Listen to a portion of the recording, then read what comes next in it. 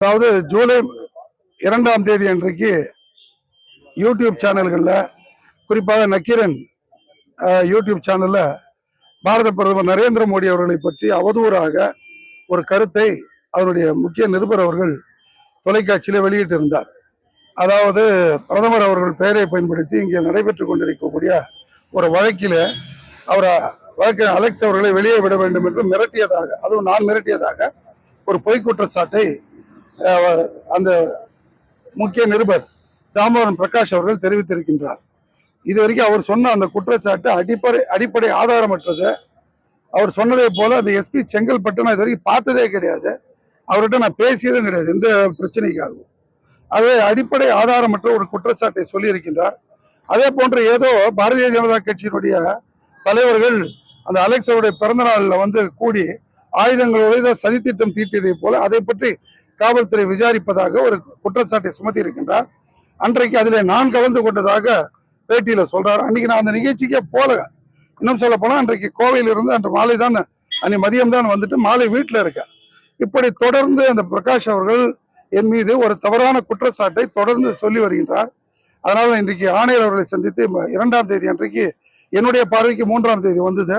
நான் நேற்றைக்கு 4ஆம் தேதி எங்களுடைய சட்ட பிரிவினுடைய ஆலோசகர் பொறுப்பாளர் வழக்கறிஞர் பால்கனர் அவர்களை சந்தித்து அவருடைய கருத்தை பற்றி இன்றைக்கு நான் 5ஆம் தேதி கமிஷனரை பார்த்து பெட்டிஷன் கொடுத்திருக்கேன். அந்த பிரகாஷ் மீது நடவடிக்கை எடுக்க வேண்டும், உடனடியாக நடவடிக்கை எடுக்க வேண்டும். அதோடு மட்டுமல்லாமல் இது போன்ற பொய் குற்றச்சாட்டை எல்லாம் சொல்லி இருக்கக்கூடிய அவர் மீது நடவடிக்கை, அந்த தொலைக்காட்சியில் இருக்கக்கூடிய அந்த கிளிப்பிங்க, அந்த இன்டர்வியூவை விளக்க வேண்டும் என்று சொல்லியிருக்கின்றேன். அதற்கு முழுக்க ஆணையர் அவர்களுக்கு அதிகாரம் இருக்கின்றது. அது நாங்களும் நிச்சயமாக ஒரு வாரம் அதற்காக காத்திருந்து இவர்கள் மேல் நடவடிக்கை முடிந்தவுடன் நாங்கள் நீதிமன்றத்தில் சென்று எங்களுக்கு கொடுக்கப்பட்டிருக்கக்கூடிய குற்றவியல் மற்றும் உரிமையியல் வழக்குகள் தொடர்ந்து அந்த நிருபர் தொடர்ந்து இது போன்ற பொய் பிரச்சாரத்தில் ஈடுபடாமல் இருப்பதற்கு என்னென்ன நடவடிக்கை எடுக்க வேண்டுமோ அது அத்தனையும் எடுக்க காத்துக் கொண்டிருக்கின்றேன். நாங்கள் இந்த மாதிரி ஒரு மாதிரி மேட்ருக்கு வந்து பிரதமர் பெயரை சொல்லி இவங்க சொன்னாங்க, இன்னும் ஒரு 5 மணிக்குள்ள உடலைன்னா பிரதமர் ஒன்று லைன்ல வருவாரு அப்படின்னு செம்பாக்க வேதா சொன்னதா அவர் சொல்றாரு. பிரதமருக்கு வேற வேலையே இல்லையா? ஒரு அடிப்படை ஆதாரமே வேணாம எதை பேசுறோன்னே கிடையாது. ஒரு மனநிலை பாதிக்கப்பட்ட மாதிரியா பேசுவாங்க, மனநோயாளி மாதிரி பேசுவாங்க. ஒரு பிரதமர் வந்து இருக்கிற வேலையெல்லாம் விட்டு ஒரு எஸ்பி காவல்துறை கண்காணிப்பு போன் பண்ணுவார். அதை நான் மிரட்டியதாக ஒரு பொய் குற்றச்சாட்டை சொல்றாரு. நான் இது வரைக்கும் அவர்கிட்ட நான் பேசியதே கிடையாது. இன்னும் சொல்ல போனால் இன்றைக்குத்தான் நான் காலையிலே வந்து இவர் இது மாதிரி சொல்லியிருக்காரு என்று கேட்டபோது அவர் மாற்றப்பட்டு இப்போ புதியதாக வந்திருக்கக்கூடிய கண்காணிப்பாளர் என்று சொல்றாங்க. எங்க ஆணையரையாவது நான் அடிக்கடி வந்து பல்வேறு பிரச்சனைக்காக பொது பிரச்சனைக்கு வந்து பார்த்துருக்கோம். இன்றைக்கு நான் விசாரிச்சு எதற்காக தொடர்ந்து இது போன்ற குற்றச்சாட்டுகளை அதுவும் என் மீது வைக்கணும்னு பார்த்தால் இன்றைக்கு அரசியல் காரணங்களுக்காகத்தான் இது போன்ற குற்றச்சாட்டுகளை அவர் வைப்பதாக நான் அறிகின்றேன். ஏனென்றால் இன்றைக்கு தலைவர் அண்ணாமலை அவர்கள் எனக்கு பொறுப்பை வழங்கிய பிறகு நான் வந்து இன்றைக்கு தாம்பரம், பல்லாவரம், செங்கல்பட்டு இந்த 3 சட்டமன்ற தொகுதியினுடைய மாவட்ட தலைவராக இருக்கின்ற வடக்கு மாவட்டத்தில் நான் பொறுப்பேற்கின்ற போது முதலே சந்தித்த மாநகராட்சி தேர்தலில் 26,000 ஓட்டு வாங்கினோம்.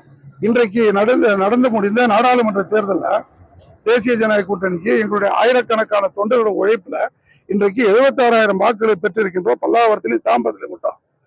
நான் வந்து ஸ்ரீபெரும்புதூர் நாடாளுமன்ற தொகுதியினுடைய பொறுப்பாளர். இன்னைக்கு மட்டும் இல்ல, இவர் சொல்றாரு நான் வந்து மிரட்டினேன் அப்படின்னு சொல்லி. நான் வந்து 45 ஆண்டுகளாக பொது வாழ்க்கையில் இருக்கேன். பல்வேறு காவல்துறையினுடைய கடைநிலை காவலர் முதல் உச்சபட்ச பொறுப்புல அகில இந்திய பொறுப்புல இருந்த காவல்துறை அதிகாரிகளோட பழகிருக்கேன். இன்னைக்கு வரைக்கும் ஏதாவது இந்த 45 ஆண்டு கால பொது வாழ்க்கையில ஏதாவது ஒரு அதிகாரி நான் ஒரு 75 கேஸுக்கு மிரட்டி இருக்கேன்னு சொல்லுங்க. ஒரு வாயில வந்தது மாங்காய் புளித்ததோ இது புளித்ததோ என்று பேசக்கூடாது இல்ல. அதோடு மட்டுமல்லாமல் எப்படிப்பட்ட வழக்கிலே கொண்டு போய் இந்த மாதிரி ஒரு பொய்யான தகவலை அவர் சொல்லியிருக்கின்றார் இன்றைக்கு. அதோடு மட்டுமல்லாமல் 2011 இதே பகுதியில் நான் வந்து வேட்பாளராக நின்று இருக்கேன். 16 தாமரை வேட்பாளர். அதே போன்று நான் வந்து 19 பாராளுமன்றத்தில் பாட்டாளி மக்கள் கட்சியுடைய வேட்பாளருக்கு நான் வந்து சீஃப் ஏஜென்ட். 21 அண்ணா திராவிட முன்னேற்ற கழகத்துடைய வேட்பாளர் முன்னாள் அமைச்சர் TKM சின்னாக்கு சீஃப் ஏஜென்ட். இன்றைக்கு தமிழ் மாநில காங்கிரஸ் கூட்டணி கட்சி வேட்பாளர் வேணுகோபால் அவர்களுக்கு சீஃப் ஏஜென்ட். கிட்டத்தட்ட 2420 வாக்குச்சாவடிகளுடைய ஒருங்கிணைப்பாளராக பொறுப்பாளராக வேலை பார்த்திருக்கார். தேர்தல் துவங்கி தேர்தல் காலம் முடிந்து இன்று வரை ஒரு விதமான வன்முறைக்கு எந்த அதிகாரியா மிரட்டி இருப்பேன் என்று ஒரு குற்றச்சாட்டு இருக்குமா? ஏதோ நான் வந்து பிரதமருடைய பெயரை சொல்லி மிரட்டியதாக ஒரு பொய் குற்றச்சாட்டை இன்றைக்கு சுமத்தி இருக்கின்றார். அதற்குண்டான தொடர்ந்து இது போன்ற பணியை செய்து கொண்டிருக்கின்றார். இது கடைசியாக இருக்க வேண்டும். இதை உடனடியாக நீக்க வேண்டும். இன்றைக்கு லட்சம் பேர் பாக்குறாங்க. என்ன நினைப்பாங்க பார்க்கக்கூடிய பார்வையாளர்களை? பிரதமருக்கு ஒரு வேலையே இல்லையா? நான் என்ன கட்ட பஞ்சாயத்து அரசியல்வாதியா? இவர்களை போல எல்லோ ஜேர்னலிசம், மஞ்சள் பத்திரிகை தர்மத்தை கடைபிடிக்கக்கூடிய ரத்தத்திலே வந்தவன் அல்ல, பாரம்பரியத்திலே வந்தவன் அல்ல. என்னுடைய பாட்டனார் போல்ஸ்டார் பத்திரிகை நடத்தியிருக்காரு. இன்றைக்குதான் நீங்க வந்து இன்வெஸ்டிகேட்டிவ் ஜேர்னலிசம் பண்றீங்க. ஆனால் அன்றைக்கே 3 அமைச்சர்கள் on the floor of the house ராஜினாமா செய்யக்கூடிய, நான் மட்டுமா வீடு வாங்கினேன். இதெல்லாம் மறைந்த தலைவர் கலைஞருக்கு தெரியும். அவர் முதலமைச்சராக இருந்தது. இன்னும் சொல்ல போனால் இந்த நிருபர் அவர்கள் நான் பொது வாழ்க்கையில வந்த பிறகு அவர் பள்ளிக்கூடத்தில் படிச்சு நின்றிருப்பாரு எனக்கு தெரிஞ்ச.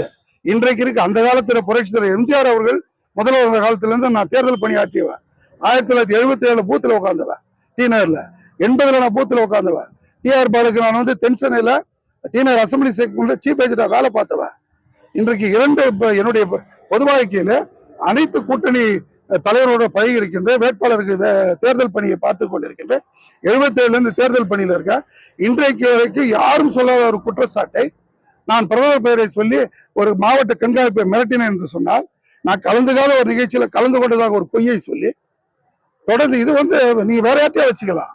நீங்கள் வேண்டுமானால் ஆன்மீகவாதிகளிடம், அரசியல்வாதிகளிடம், அதிகாரிகளை மிரட்டலாம். எல்லா ஃபைலும் எடுப்பாங்க. இன்றைக்கு நீங்கள் என் மூலமாக பிரதமர்களை தொற்றுக்கீங்களோ நிச்சயமாக இதோட நிக்க போறதில்லை. ஆகவே இதை நிறுத்திக் கொள்ள வேண்டும். அரசியல் காரணங்களுக்கு வேணா களத்துல மோதுட்டா இப்படிப்பட்ட ஒரு பொய் குற்றச்சாட்டை சொல்லுவது. இப்படிதான் பிரதமர் அவர்களை எங்களுடைய பகுதியில் அமைச்சர் பேசினார். இன்றைக்கு அவர் மீது வழக்கு பதிவு செய்யப்பட்டிருக்கிறது பாராளுமன்ற காவல் நிலையத்தால. ஒன்றை புரிந்து கொள்ள வேண்டும். இது வந்து இன்றைக்கு இருக்க இப்படிப்பட்ட குற்றச்சாட்டுகளை வைப்பார் என்று சொன்னால் வேடிக்கை பார்த்து கொண்டிருப்பது. நான் திருப்பி சொல்வது போல இது வந்து பழைய பாஜக இல்லை. இது கண்டிப்பாக அண்ணாமலை தலைவர் அவருடைய பாஜக. ஆகவே நிச்சயமாக அவர் ஒரு ஐபிஎஸ் ஆஃபீஸர். இஷ்டத்துக்கு பேசுறது என்னவோ தாம்பரத்திலையும் பல்லாவரத்திலையும் கடந்த அவருடைய பேட்டியை பார்த்தீங்கன்னா தெரியும். கடந்த 2 ஆண்டுகளாக ஏதோ இவர்கள் வந்து ரவுடி ஹிஸ்டரி ஷீட்டரையும் வச்சு இவர்கள் கட்சி நடப்பதை போல ஒரு தோற்றத்தை உருவாக்கி இருக்கிற பேட்டியில. ஆனால் உண்மை நிலவரம் என்ன? தலைவர் என்னிடம் பொறுப்பில் 2 ஆண்டுகளுக்கு முன்பு ஒப்படைக்கின்ற பொழுது அவர் சொன்ன வார்த்தை, நீங்கள் பிரதமருடைய திட்டங்களை எல்லாம் உங்கள் பகுதிக்கு எடுத்து செல்லுங்கள், பயனாளிகளை பயனடைய செய்யுங்கள் என்று சொல்லுகின்ற லட்சக்கணக்கான பயனாளிகளை, வீட்டு வேலை செய்யறவங்க, ஆட்டோ ஓட்டுறவங்க, எலக்ட்ரீஷியன், பிளம்பரு, இப்படி பல்வேறு தரப்பு அடித்தட்டத்தில் இருக்கக்கூடிய அந்த பகுதியில் இருக்கக்கூடிய பொதுமக்களுக்கெல்லாம் இன்றைக்கு ஈஸ்டாம் அடையாள அட்டையை பெற்றுக் கொடுத்ததன் காரணமாக இன்றைக்கு நாங்கள் வந்து பல லட்சம் பயனாளிகளை உருவாக்கி இருக்கின்றோம். அதன் மூலமாக என்னுடைய வாக்கு சதவீதம் இன்றைக்கு சாலையோர வியாபாரிகள், கீரை வைக்கிறவங்க, பூ வைக்கிறவங்க எல்லாம் எடுத்து பார்க்கட்டும். எல்லாம் வேண்டுமென்றால் அமைச்சர்கள் வெள்ளை அறிக்கை வெளியிடட்டும். அதையெல்லாம் செய்வதை விட்டுவிட்டு இன்றைக்கு பாரதிய ஜனதா பணியை எப்படி அவர் களத்திலே போராடி கொண்டிருக்கின்றார்கள், எப்படி பணியாற்றி கொண்டிருக்கின்றார். ஏதோ ஒன்று தனிப்பட்ட செம்பாக்க வேதாவை வந்து வேலை செய்யல. ஒவ்வொரு கிளையிலும் இன்றைக்கு தொண்டர்கள் வேலை செய்து கொண்டிருக்கின்றார்கள். இந்த பகுதியிலே தேசியம் வளர வேண்டும். அந்த சித்தாந்தம் இன்றைக்கு நல்லாட்சி, நம் பிரதமர் நரேந்திர மோடி அவருடைய திட்டங்கள் எல்லாம் மக்களுக்கு போய் சேர வேண்டும் என்று எந்தவித எதிர்பார்ப்பும் இல்லாமல் முழு நேரத்திலே பணியாற்றி கொண்டிருக்கின்றார்கள். எங்கள் மீது வைக்கப்படுகின்ற குற்றச்சாட்டை அப்படி இவர் சொல்ற மாதிரி நாங்கள் பணியாற்றி இருந்தோம் என்று சொன்னால், ரவுடியிலும் இவர்களை வைத்து பணியாற்றி சொன்னால் மக்கள் இத்தனை பேர் இன்னைக்கு வாக்களிச்சிருக்காங்கல்ல, இதையெல்லாம் பொறுத்து கொள்ள முடியாதவர்கள் தான் இன்றைக்கு பிரகாஷ் போன்றவர்கள் மூலமாக எங்கள் மீது அபாண்டமாக சேற்றை வாரி இறைத்துக் கொண்டிருக்கின்றார்கள். இதை களத்திலே நாங்கள் நிச்சயமாக சந்திப்போம். கமிஷனர் தான் கம்ப்ளைண்ட் எடுக்கணும் சொல்லியிருக்கோம் அவர்கிட்ட. நீங்க வந்து விசாரிங்க, இதை உண்மைத்தன்மையை விசாரிங்க. உண்மைத்தன்மையிலே உண்மை இருக்கும் என்று சொன்னால், நாங்கள் சொன்ன புகாரிலே உண்மை இருக்கும், அதாவது அவர் சொன்னது பொய் என்று சொன்னால் சட்டப்படி என்ன நடவடிக்கை எடுக்க வேண்டுமோ அவர் மீது நடவடிக்கை நீங்கள் எடுத்தே ஆக வேண்டும். அது எப்படிப்பட்ட நடவடிக்கை எடுத்தாலும் எங்களுக்கு சட்டத்திலே உரிமை இருக்கின்றது. குற்றவியல் மற்றும் உரிமையியல் சட்டத்தின் மூலமாக இப்படிப்பட்ட ஒரு பொய் குற்றச்சாட்டை சொன்னவர்கள் மீது நான் மான நஷ்ட வழக்கு தொடர்வதற்கும் அதற்கான தகுந்த இழப்பீடுகளை பெறுவதற்கும் எனக்கு வந்து சட்டத்தில் இடம். நிச்சயமாக அவருடைய முதல் நடவடிக்கை தான் இது. இதை செய்யாம நாங்க வந்து நீதிமன்றத்துக்கு போனா கூட நாளைக்கு மாண்புமை நீதி அரசல் கேட்பாங்க, நீங்கள் வசிக்கக்கூடிய பகுதியில் காவல்துறை அதிகாரிகள் சந்திக்கலையான்னு கேட்பாங்க. ஒரு அடிப்படை ஆதாரம் வேணும். நான் என்ன சொல்றேன், பத்திரிகை தந்து எதை வேணா பேசுங்க, ஒரு அடிப்படை ஆதாரம் வேணுமா? அந்த நிகழ்ச்சியில் நான் கலந்துனா, ஊர்ல இருந்தேனா, அல்லது வந்து இதெல்லாம் அவர் வந்து நம்ம ஒரு குற்றத்தை சொல்றவங்க ஒரு 45 வருஷம் ஸ்டாண்டிங்கோட பப்ளிக் லைஃப் ஸ்டாண்டிங் இருக்கிற வந்து ஒரு இன்னைக்கு வந்து நான் எத்தனையோ காவல்துறை அதிகாரிகளை பார்த்திருப்பேங்க, சாதாரண கான்ஸ்டபிள் இருந்தது. இது வந்து ஒரு அபாண்டமான ஒரு, அதாவது நினைத்து பார்க்க முடியாத ஒரு குற்றச்சாட்டு.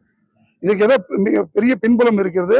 அது எது என்பதை கண்டிப்பாக அது எப்படிப்பட்ட பின்புலமாக இருந்தாலும் அதை சந்திப்பதற்கு நானும் பாரதிய ஜனதா கட்சியும் தயாராக இருக்கிறேன்.